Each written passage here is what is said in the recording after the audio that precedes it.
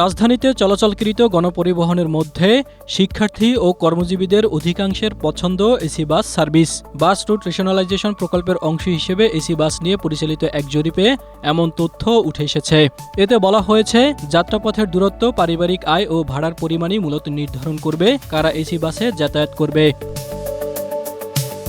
যদিও এসি বাসে CCTV, GPS tracking ও fingerprint এন্ট্রির মতো আধুনিক সুবিধা রাখার কথা ভাবা হলেও যাত্রীরা প্রযুক্তিগত সুবিধার চেয়ে আরামদায়ক আসন, সময়মতো বাস ছাড়ার নিশ্চয়তা, নিরাপত্তা এবং চালক কর্মীদের ভালো আচরণকে বেশি গুরুত্ব দিচ্ছেন। এসি বাস ব্যবহারে কর্মজীবীদের ৭২.৯% এবং শিক্ষার্থীদের ৬৯.৫% আগ্রহ দেখিয়েছেন। স্ট্রবেরি সুপার ডটেড ও ক্লাসিক ভ্যারিয়েন্ট সেন্সেশন জাগুক শিহরণ। আর সিএনজি চালিত অটোরিকশা ব্যবহারকারীদের ৯৪.৯% এবং সিটি বাসের যাত্রীদের ৮৯.৫% এই সেবা নিতে চান। তবে ব্যক্তিগত গাড়ি বা ট্যাক্সি ব্যবহারকারীদের এসি বাসে আগ্রহ তুলনামূলক কম।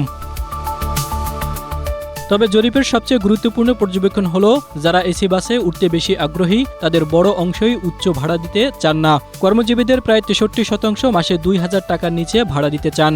অন্যদিকে শিক্ষার্থীদের মধ্যে ৭৮.৬% গণপরিবহনে অর্ধেক ভাড়ার সুবিধা চান। বাস রুট রেশনালাইজেশন প্রকল্পের পরিচালক ও ডিটিসি এর ডেপুটি ট্রান্সপোর্ট প্ল্যানার ধ্রুব আলম বলেন, ব্যক্তিগত গাড়ি নির্ভর উচ্চবিত্তদের আকৃষ্ট করতে এসি বাস সার্ভিস চালু করা বাস্তবসম্মত হবে না।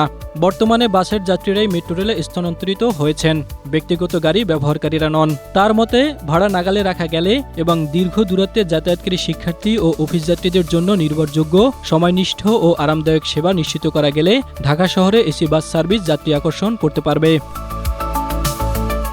জাহিদুল ইসলাম, এশিয়া পোস্ট।